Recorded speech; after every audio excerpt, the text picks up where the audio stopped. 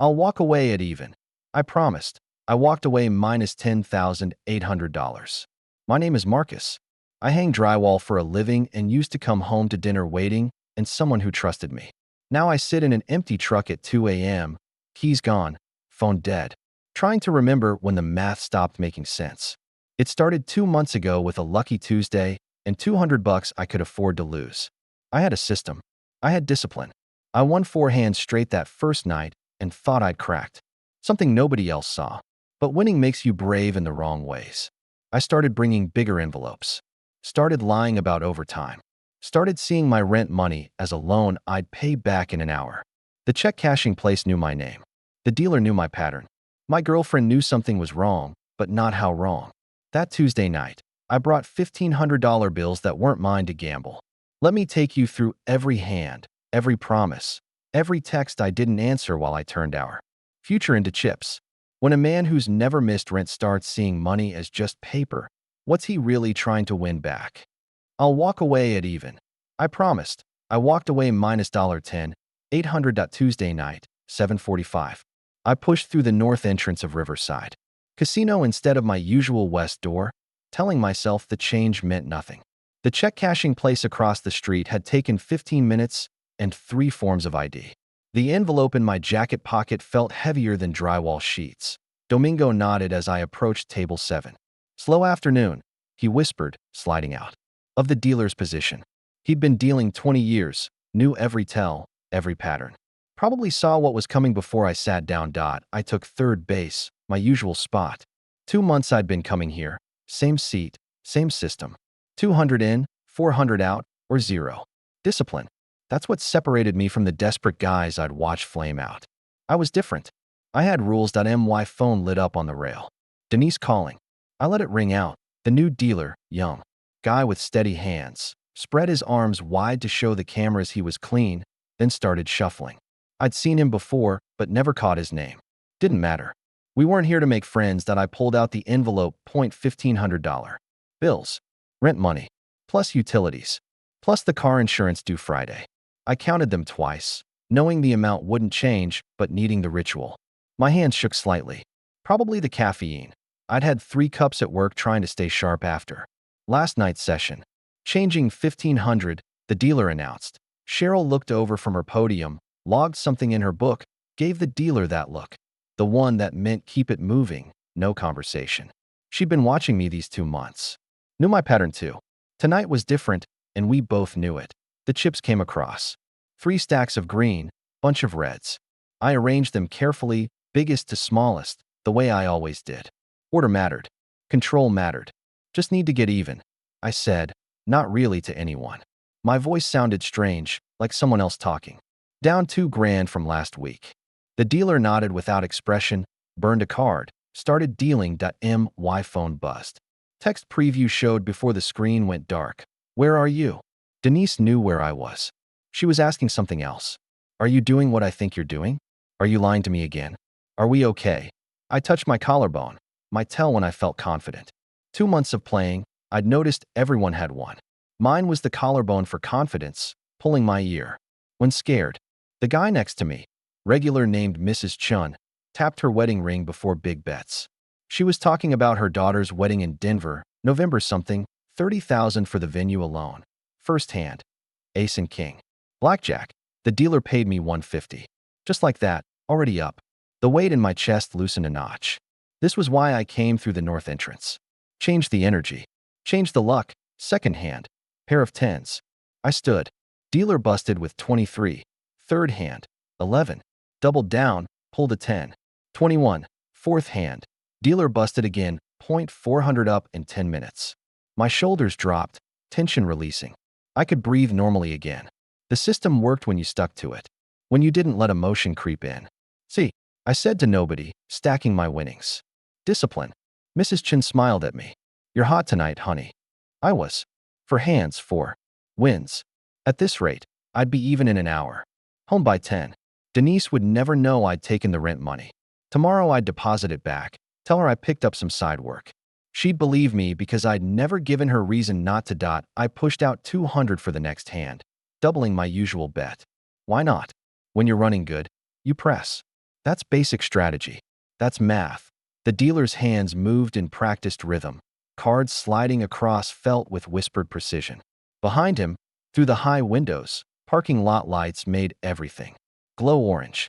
My truck was out there, same spot as always, Section D near the lamppost. A guy in a Cowboys jersey stumbled up to the table, tequila and cologne announcing him before he spoke.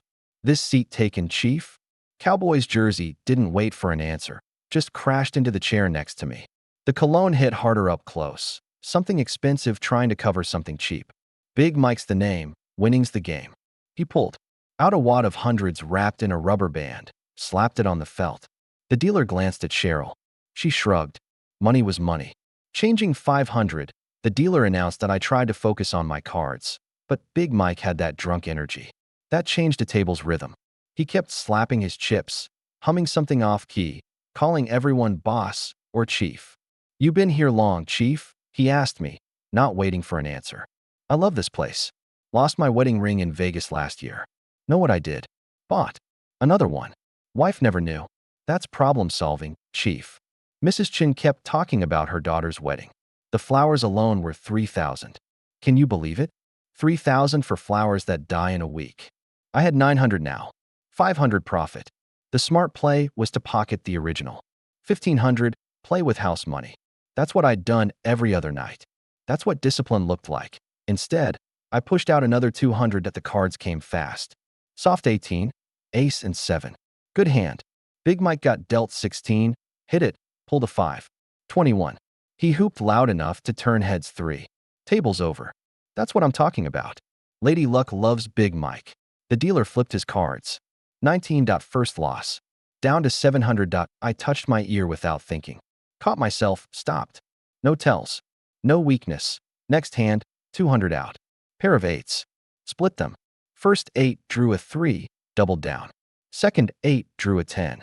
Decent hands, but the dealer pulled 20. Down to 300. My phone buzzed. Another text from Denise. I flipped it face down without looking. "You okay there, Chief?" Big Mike asked, counting his chips sloppily. "You look tense. Gotta stay loose. Loose is fast. Fast is smooth. Smooth is winning." He was up 300 already, betting randomly, hitting on 17, splitting 10s. Everything wrong, but winning anyway. That's how it worked sometimes. The cards didn't care about strategy. Mrs. Chin colored up her chips. "I promised Harold I'd be home by 11. She looked at me with something like concern. "Good luck, honey." 3 hands. 3 losses. 600 gone in 10 minutes. The math was simple. I was down 1,100 from the original 1,500, but still up 900 from last week's session if I could just know. That was gambler's math. The kind that got you buried. My hands felt cold. The AC was too strong, always was, kept people alert. I pulled out another 200, then stopped. This was it. The moment that separated smart players from suckers. Walk away down 400, come back tomorrow with fresh money, fresh energy. "Insurance?" the dealer asked. He was showing an ace. I shook my head. He checked his whole card, flipped it. King. Blackjack.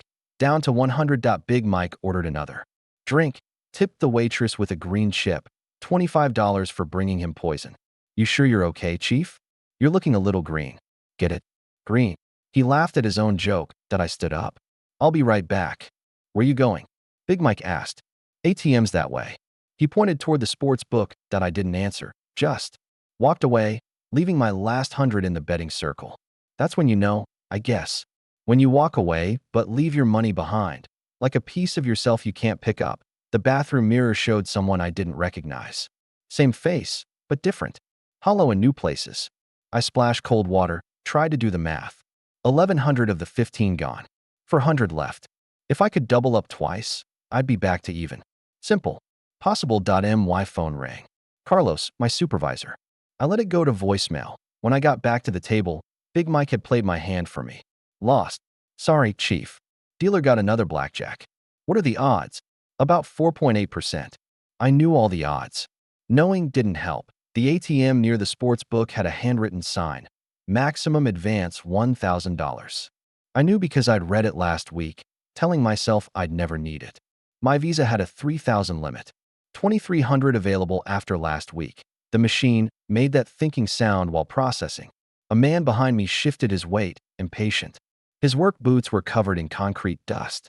Construction, like me, probably just cashed his check, ready to try his luck. Gonna be a minute, I told him. No rush. But there was. There always was in here. The machine spit out 10 hundreds. Fresh bills, crisp and perfect. They felt different than worn money, like they were worth more somehow. Gambler's logic. Everything was logic until it wasn't.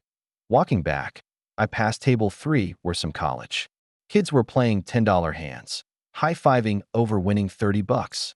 One of them, blonde kid in a Phoenix Suns jersey, was telling his friends about some system he'd read online. You just have to know when the deck's hot.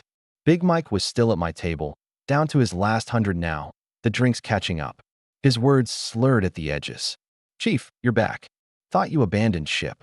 The dealer still didn't know. His name took my thousands, counted them out. Changing 1,000. Cheryl didn't look over this time. She'd seen this movie before. Mrs. Chin was gone, replaced by a thick man in coveralls who smelled like diesel. Eugene, according to his name patch. He bought in for 500, started betting exactly 25 every hand. No variation. Win or lose, 25. You knew. Big Mike asked him. Drive trucks, Eugene said. Not answering the question. Not exactly. I started with 200. Got dealt 12. Dealer showed us 6, his weakness. Basic strategy said stand, let him bust. I stood. He flipped a 10, then drew a 5. 21. Brutal, Big Mike said. Absolutely brutal. Down to 800. My phone buzzed. Carlos calling again. This time I had to answer. I stepped back from the table. Marcus? Where the hell are you? Sorry, boss. I'm sick. Stomach thing. Been in the bathroom all night. You sound weird. Just tired. I'll be in tomorrow, promise. You better. We're already down 2 guys. I hung up, turned back to find Eugene had played my hand for me. Lost. Of course. Dealer's on fire. Eugene said evenly, placing another 25.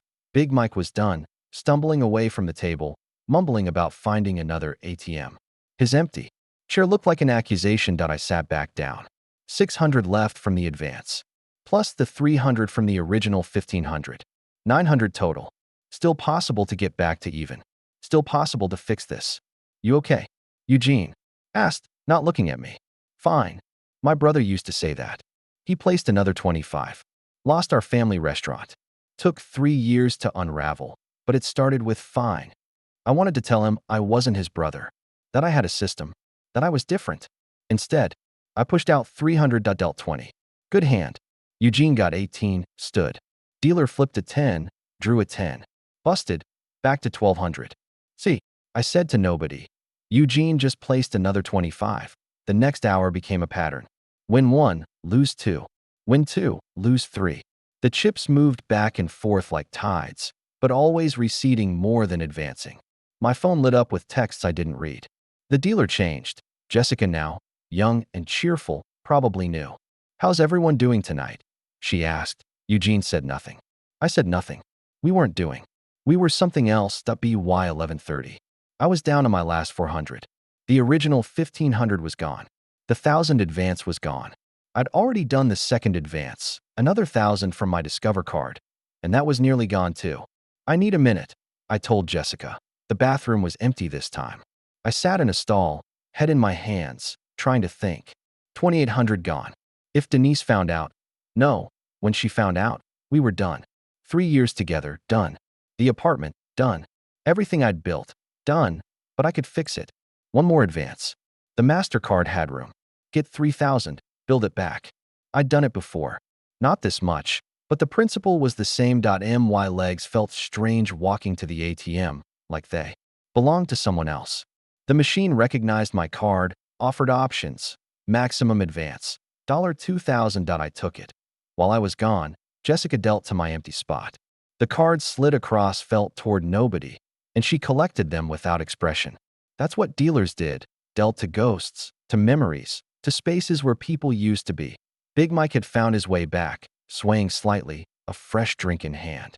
Chief returns. He'd gotten more money somewhere. His wife's credit card, probably. We all had backup plans we swore we'd never use. Mrs. Chin's daughter would have a $30,000 wedding. She'd left to keep that promise to Harold, to be home by 11. The good ones always left on time. The rest of us stayed until time stopped matching. That's too much for flowers, Big Mike was saying to nobody.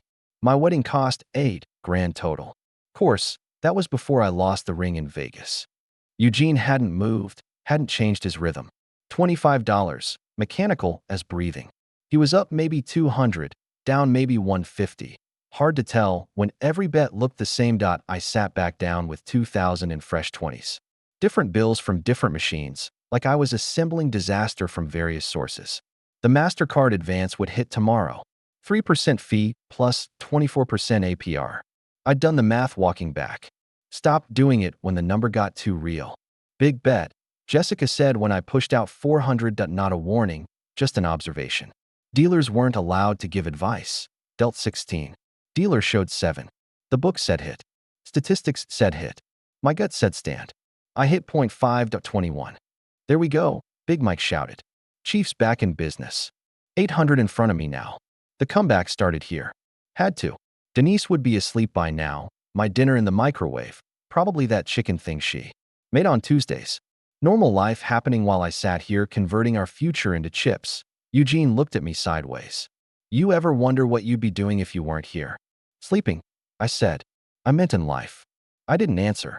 Pushed out another 400. The cards came slow motion.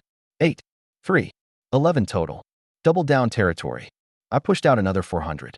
Everything except my last few chips. Jessica dealt the hit face down, per double down rules. The suspense was supposed to be fun. She finished dealing everyone else, then flipped my card. Deuce point 13. Dealer showed her down card. 10, 17. I lost 400 left from 2,000. The ATM receipt in my pocket showed $2,045 in cash advances today.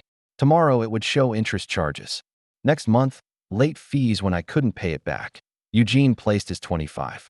My brother called it chasing. Like running after a bus that's already gone. 10:30 came like a verdict. I'd been at the table 3 hours, down 3,800. My phone showed 8 missed calls from Denise, 2 from Carlos, 1 from a number I didn't recognize. The voicemail icon taunted me. Eugene was the constant, the metronome. $25 every hand, no variation, no emotion.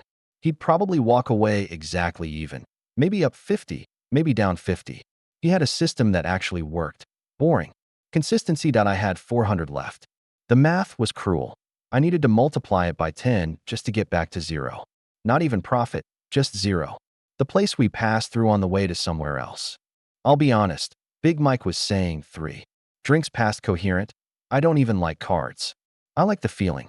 You know? The maybe. The maybe. That's what we were buying. Not chips, not cards. Maybe. Jessica dealt me 2 8s. Splittable, if I had more money.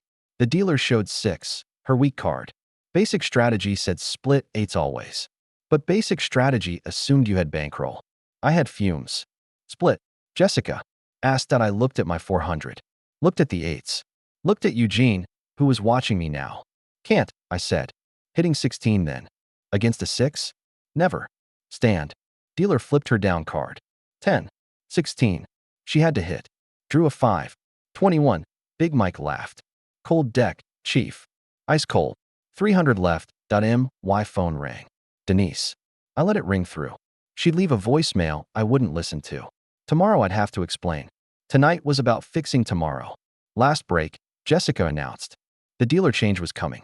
Swing shift energy taking over. The desperate hours when only the real sick ones stayed. I stood up, legs unsteady. Walked past the craps table where someone was screaming about making their point. Past the roulette wheel where an old woman was playing birthdays. Past the slots where the lonely people fed machines that sang to them. The bathroom mirror was unforgiving. I looked like what I was, a man down almost 4 grand he didn't have, holding 300 in chips like they could multiply through hope. Carlos would fire me if I didn't show tomorrow. Denise would leave if she knew what I'd done. The rent was due in 3 days. Car insurance Friday. Electric bill past due already, but I could fix it all with one good run. Just one. Back at the table, Eugene had colored up his chips. Calling it? I asked. Never play the desperate hours, he said. That's when the mistakes come. He walked away with exactly $25 profit. The cost of a lesson I wouldn't learn. Eugene's seat stayed empty for exactly one hand before Patricia filled it. She wore scrubs under her jacket, looked tired in that specific way night shift workers did. Just off, Jessica asked her. 12 hours of other people's worst decisions. She bought in for 200, all fives and ones like she'd been saving tips. Gambling casualties are Tuesdays and Saturdays, mostly. Casualties. Big Mike. Slurred. Suicide attempts. Domestics. Guy last week tried to rob the cage with a butter knife. She said it matter of fact, like weather reports. I pushed out my last 300 on one hand. All or nothing. The pure gambler's fallacy. Thinking the universe owed you a break. .28 again. The deck mocking me. Split? Jessica asked. I'm all in already. Hitting 16 then. Patricia watched me, clinical interest. She'd probably seen this moment in the ER after it metastasized into something worse. Hit. The card came slow, Jessica's practiced reveal. A 5.20-1. My heart jumped. 600 in front of me. Enough for another round, another chance. Nice hit, Patricia said. Most people stand on 16 against a 6. Wasn't thinking, I admitted. Sometimes that's better. Big Mike ordered another drink, his 5th or 6th. The cocktail waitress hesitated before taking his order. Even the casino had limits. Apparently, I should have pocketed half. Should have walked. Should have done anything except push all 600 forward again. Dealt 19. Solid hand. Jessica showed an ace.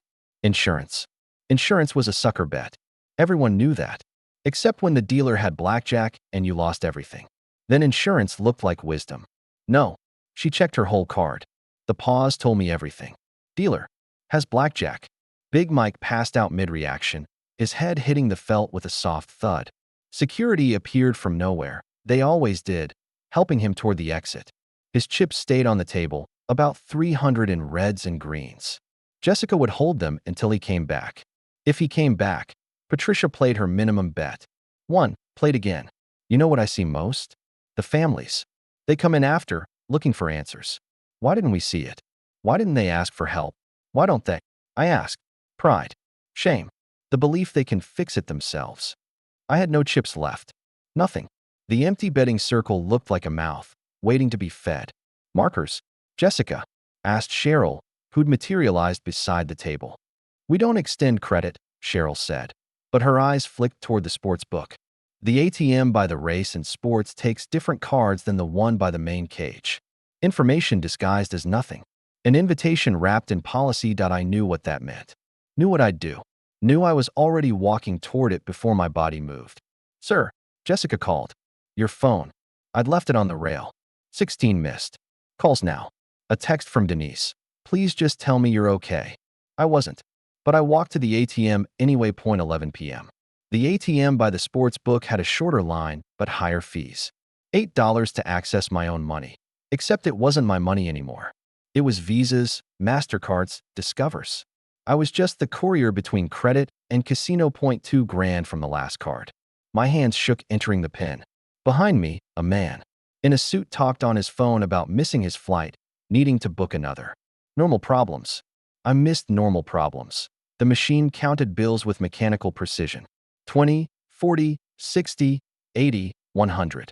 20 times. Each bill a decision I'd already made. Back at the table, Big Mike's chips were gone. Security. Must have vouchered them. Patricia had moved to first base, talking to a new player about compression fractures. The medical details made him squeamish. She didn't notice or didn't care. Welcome back, Jessica said. Professional smile. She'd seen this dance before. Cheryl logged my buy-in without comment. 4,800 total now. The number felt abstract, impossible. Tomorrow's problem.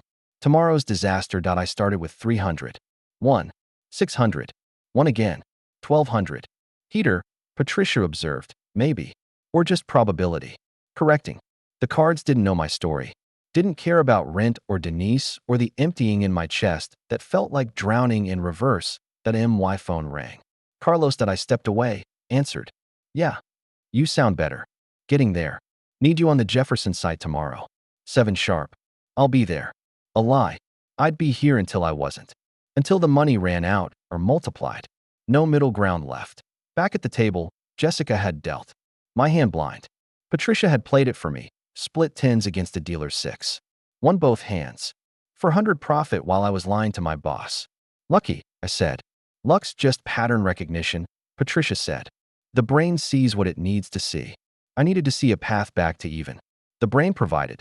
Just need to double up twice. 2,400 becomes 4,800 becomes 9,600. Almost there. Changing tables, someone announced behind me, Eugene. He hadn't left, just moved. Now he was back, same $25 rhythm. Thought you didn't play desperate hours, I said. My brother called. From rehab. 90 days clean. Figured I'd celebrate. He placed his bet. You want to know how he lost everything? I didn't. I knew. Thought he could system his way out. Martingale. Double after every loss. Works until it doesn't. I was doing worse than Martingale. I was doing Hope Point 300 out. Then 6. Then 12. Each loss demanding double the response. The chips moving away like a tide that wouldn't return. By 11:45, I was down to 800. The 2,000 advance already hemorrhaged into the casino's veins. Break. Jessica suggested that I couldn't. Movement meant thinking. Thinking meant stopping. Stopping meant facing what I'd done. I'm good. Eugene looked at me. No, you're not. But he kept playing his 25, and I kept playing my everything. Patricia's phone buzzed with hospital alerts. Multi-car accident coming in, she read. They'll need me back. But she didn't leave. The minimum bets kept coming, like she was studying something. I turned 800 into 400 into 1,600 into 600. The swings were violent now, hundreds appearing and vanishing between heartbeats. My body had stopped feeling real. I was pure nervous system, electricity, and response. Bathroom, I announced. Jessica nodded, left my chips in place. $600 in green and red, looking like everything and nothing. I in the bathroom. I called Denise back. Needed to hear her voice before I lost it all, or won it back. Marcus? Jesus, where are you? I'm okay. No, you're not. I can hear it. She could. 3 years together. She knew my tells better than I did. I'll be home soon. How much? The question that mattered. Not where are you? Not what are you doing? How much? Not much. Marcus. How much? I couldn't say it. The number would make it real. I'll fix it. Come home. Now. Please. Soon. I hung up. Soon was a lie. Soon was after. After I got even or lost everything. No other afters existed. Back at the table, someone had taken my seat. Older woman with oxygen tank, playing my chips. These yours, Han. She'd won 2 hands. 800 in front of me now. Thanks. Don't thank me. Luck's contagious. You infected. Me with yours. She moved 1 seat over, dragging her oxygen. The tube caught on the chair. Patricia helped untangle it without being asked. Small kindness among the damned, Jessica dealt. I bet 200 won. 400 won. 800, everything, and caught blackjack point 2,000 in front of me. Still down almost 3 grand, but the comeback felt possible. Felt destined. Nice, Eugene said. Still playing 25. Still even. My phone buzzed. Text from Denise. I know where you are. I know what you're doing. Please stop. I turned the phone face down. Pushed out 500. Lost. Pushed out another 500. Lost. Cooler, the oxygen lady said. Table's gone cold. But I couldn't. Stop. The 1,000 disappeared in 3 hands. Down to the original 800, which became 4, which became 2, which became nothing. Markers? Jessica asked. ATM. I said. Cheryl caught my arm as I passed. Maybe call it a night. First time she'd ever suggested that. First time she'd broken character. One more buy-in. That's what they all say. I'm different. She let go of my arm. They all say that too. The ATM was maxed. Card declined. I tried another, my credit union debit card, the emergency account. 500 available. I took it all. 500 to get back 4,800. The math was impossible. The brain didn't care. I sat back down. Patricia was leaving, finally, heading back to the hospital. Good luck, she said. Meant it. Save a bed for me, I said. Meant it too. Eugene kept playing. The oxygen lady had colored up, gone. Just us now. Jessica dealing, me losing, him staying perfectly even. Why do you play? I asked him. Keeps me from doing what you're doing. The 500 became 300 became 100 became gone. Midnight. I sat with empty hands at an empty spot. Jessica dealt around me. Phantom cards to a phantom player. Eugene maintained his rhythm.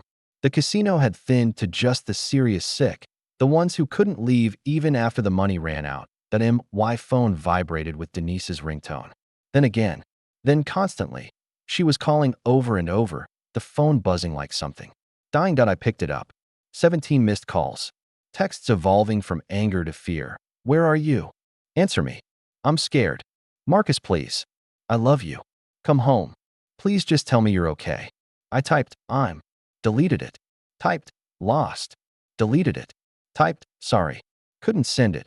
Big Mike stumbled back to the table, more drunk than before. Chief, you're still here. Where's my chips? Security vouchered them. Jessica explained. You can claim them at the cage.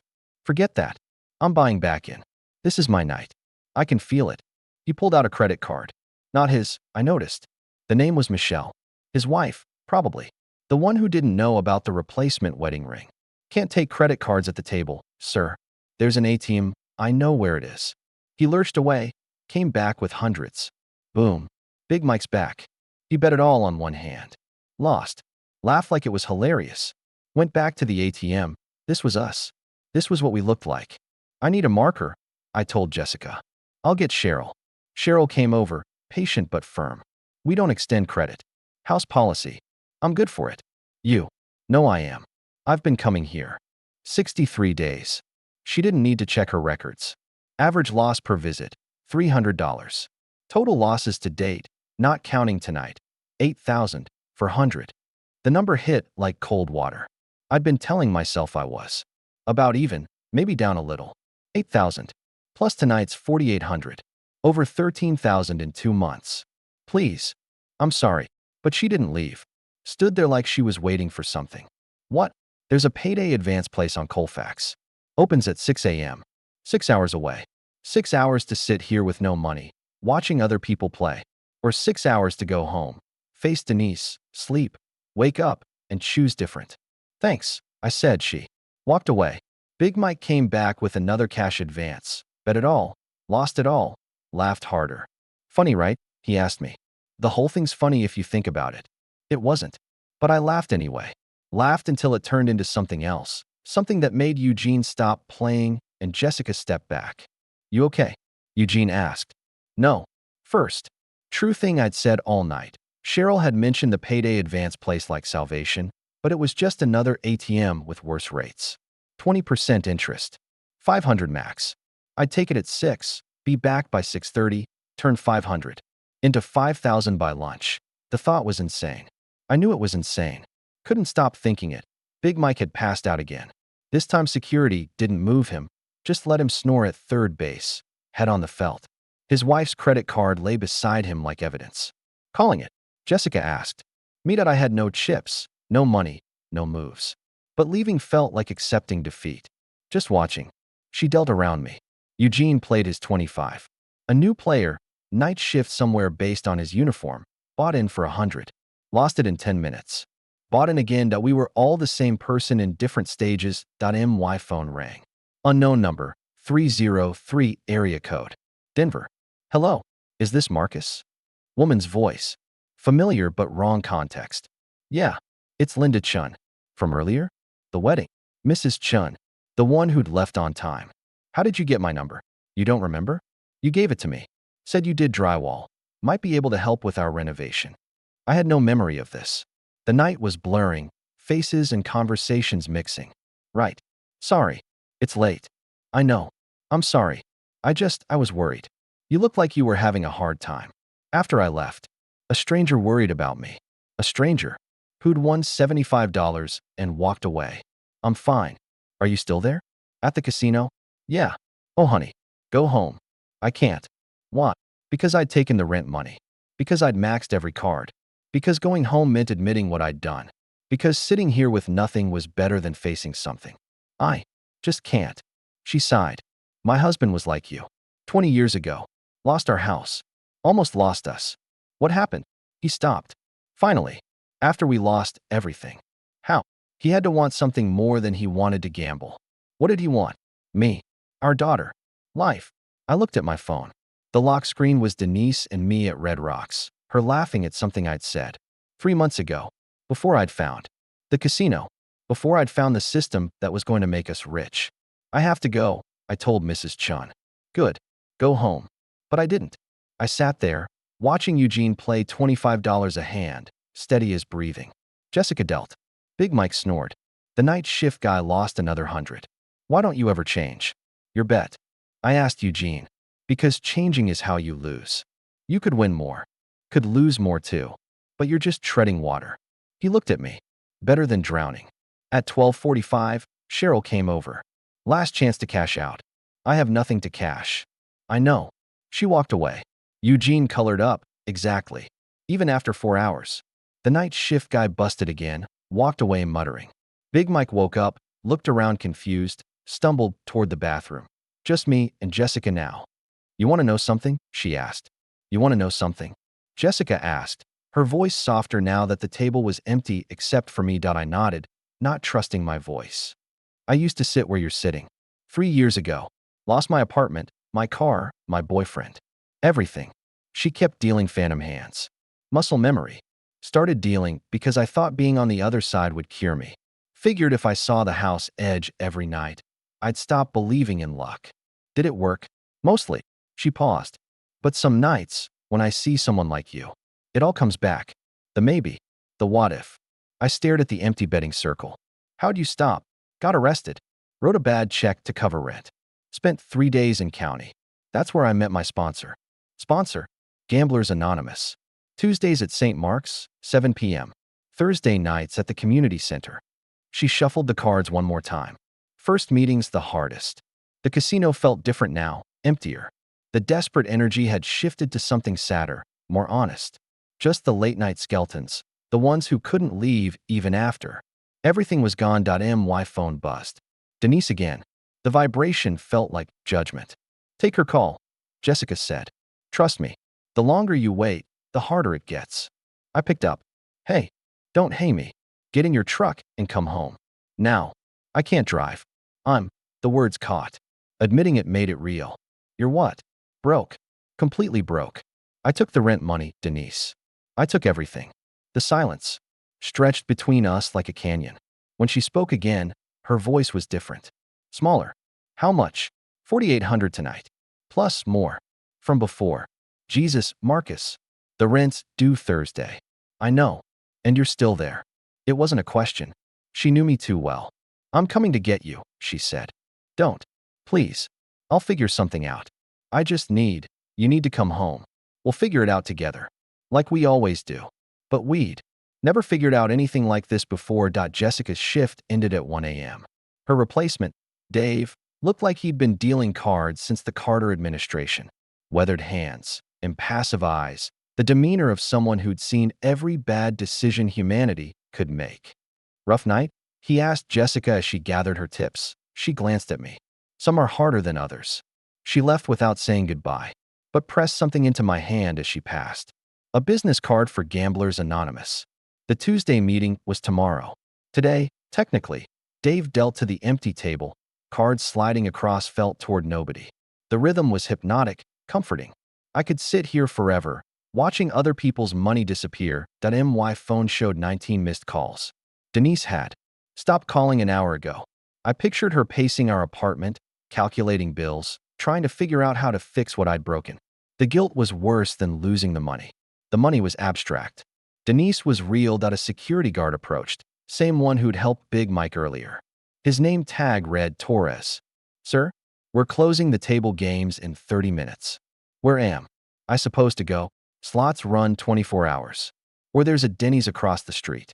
Denny's, where desperate gamblers went to drink coffee and plan their next session. I'd seen them through the windows, hollow-eyed people staring at their phones, counting hours until the ATMs reset their daily limits. Thanks. Torres nodded, moved on to the next table. Professional kindness. He probably gave this speech 50 times a night. Dave kept dealing to empty air. You know what I tell people like you? What's that? The house always wins. But not because we cheat. Because we show up every day. Consistency beats luck every time. I thought about Eugene, playing $25 a hand for 4 hours and walking away even. Consistency. Discipline. Everything I'd abandoned. You ever gamble? I asked Dave. Used to. Long time ago. Lost a marriage over it. What stopped? You. Ran out of marriages to lose. He said it like a joke, but his eyes weren't laughing. The parking lot at 2 a.m. looked like a graveyard for broken dreams. Cars belonging to people who'd meant to leave hours ago. My truck sat under the same lamp post, exactly where I'd left it when this started. I sat in the driver's seat, keys in my lap, trying to do math that wouldn't add up. Rent, $1,200. Due Thursday. Car insurance, $187. Due Friday. Electric bill, $89. Past due already. Groceries, gas, phone bill, credit card minimums. The numbers swirled like a drunk college kid's attempt at budgeting. Total losses tonight for $1,800. Cash advances for $1,500.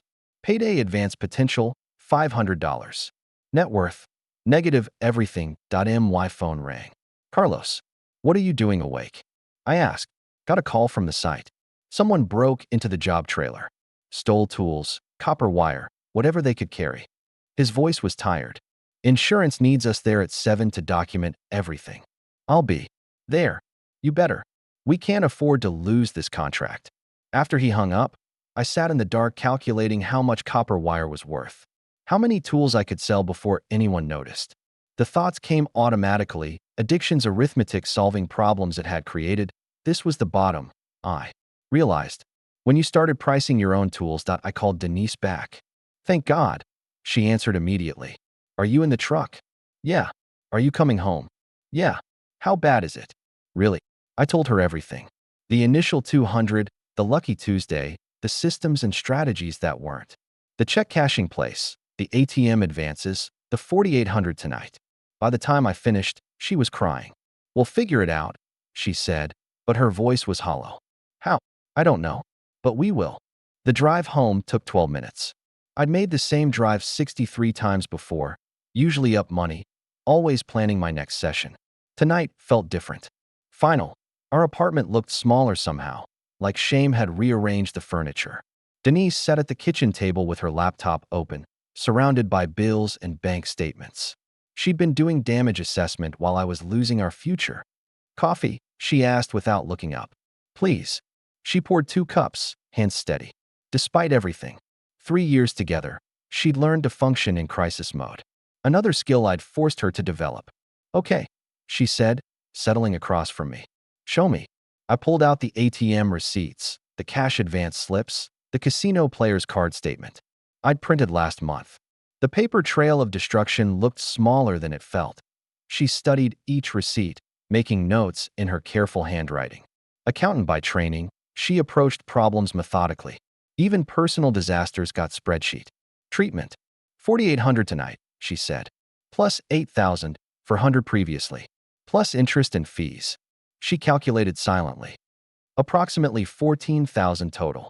Hearing it out loud was worse than seeing it on paper. The rent. Money's gone, I said. I know. I don't get paid until Friday. After rent's due. I know that too. She closed the laptop, looked at me directly for the first time since I'd walked in. I called my sister. She'll lend us money for rent. This month only. Denise, don't. Just don't. Sarah's been waiting 3 years for me to ask for help with you. She's thrilled to be right. Her sister had never liked me. Called me unreliable, immature, a project Denise thought she could fix. Tonight, Sarah was right about everything. I'm sorry. Sorry doesn't pay bills, Marcus. She was right. Sorry was what you said when you spilled coffee or forgot an anniversary. This required different words, words I didn't have. What do we do? You get help. Real help. Not promises, not systems, not, I'll do better next time. She opened her laptop again. I already looked up meetings. There's one today at noon. Gamblers Anonymous. Jessica's business card was still in my pocket. And if I don't, then I leave. Tonight. I pack what I can carry and I go to Sarah's. No negotiation. No second chances. Just math. Get help or lose everything that mattered. Okay. Okay, what? I'll go to the meeting. She nodded, closed the laptop again. Good. Because I can't do this anymore, Marcus. I can't sit here wondering if you're going to gamble away our life. I called in sick to work. Carlos wasn't happy. The insurance adjuster was coming, and he needed me there. But I couldn't face job sites and normal people pretending I was normal. People, Instead, I sat on our couch, staring at Jessica's business card. Gamblers Anonymous. Every Tuesday, 7 p.m. St. Mark's Community Center. Today was Tuesday. 7 p.m. felt like years away. Denise left for work without saying goodbye. She'd packed an overnight bag, left it by the door like a threat. Or a promise. The apartment felt different without her energy. Quieter.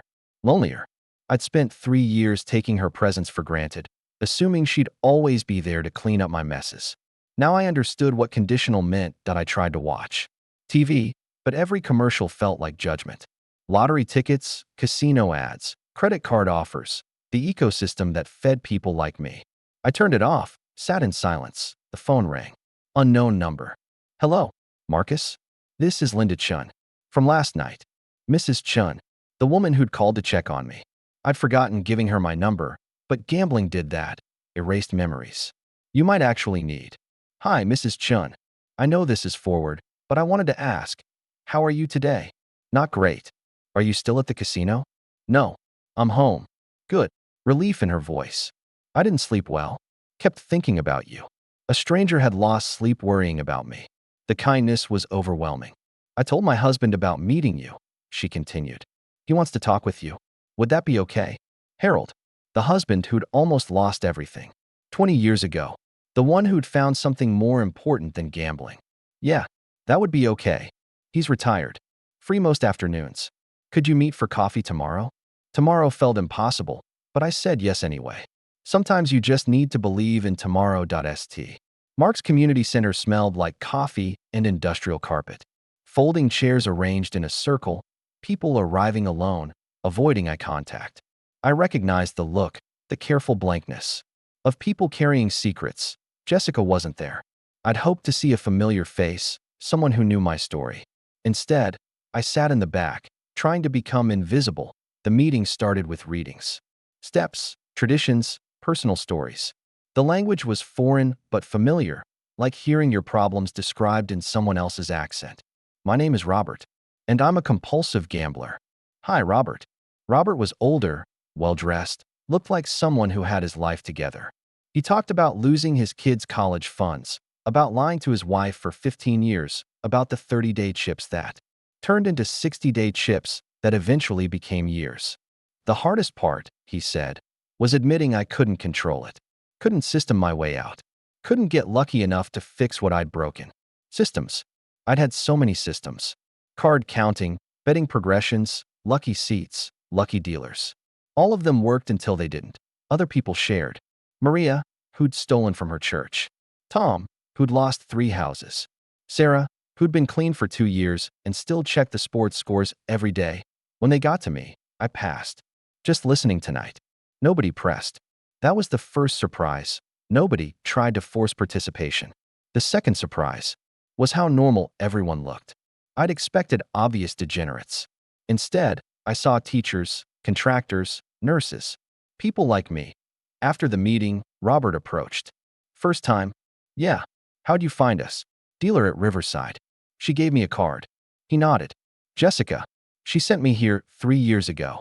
Good people. Does it work? The program. It works if you work it. Cliché but true. He handed me a pamphlet. 20 questions. If you answer yes to 7 or more, you're one of us. I didn't need 20 questions. I was one of them the moment I'd walked through the door. Meet for coffee this week. Robert asked. I remember what early days feel like. Okay. Another. Tomorrow to believe in. Harold Chin looked younger than his wife, or maybe just less worried. We met at a Starbucks downtown, neutral territory away from casinos and triggers. He bought my coffee without asking. Small kindness that almost made me cry. Linda told me about last night, he said. She saved my life. Calling like that. She didn't save it. You did. By answering the phone. By going home. By going to that meeting. He sipped his coffee. But I understand the feeling. We sat in silence for a moment. Outside, normal people walked to normal jobs, carrying normal problems. I envied them. Want to hear my story? Harold asked. Yeah. 1993. Lost our first house in a poker game. Literally. Put the deed on the table thinking I had a sure thing. Full house, queens over tens. Guy across from me had 4 sevens. The specific detail made it real. I could see the cards, hear the chips. Linda didn't speak to me for 6 months. Took our daughter to her mother's. I lived in my car, playing in back rooms, borrowing money from anyone stupid enough to lend it. He paused. You know what stopped me? What? My daughter's birthday. She turned 7, and I missed it. Chose a card game over her party. That night, sleeping in the car, I realized I'd become someone I didn't recognize. How long did it take? To stop. 24 hours at a time. Still counting them. He pulled out his wallet, showed me a worn poker chip. 5,000 days. But I only worry about today. 5,000 days. Almost 14 years. The number felt impossible. Think I can do it? I asked. Doesn't matter what I think. Do you think you can do it? I thought about Denise's overnight bag. About the rent money. About sitting in an empty truck at 2 a.m., trying to remember when the math stopped making sense. I have to. That's a start. He gave me his phone number, told me to call when the urges hit. Not if, when. Because they always came back. The maybe. The what if.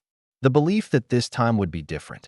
But for the first time in 2 months, I wanted something more than I wanted to gamble.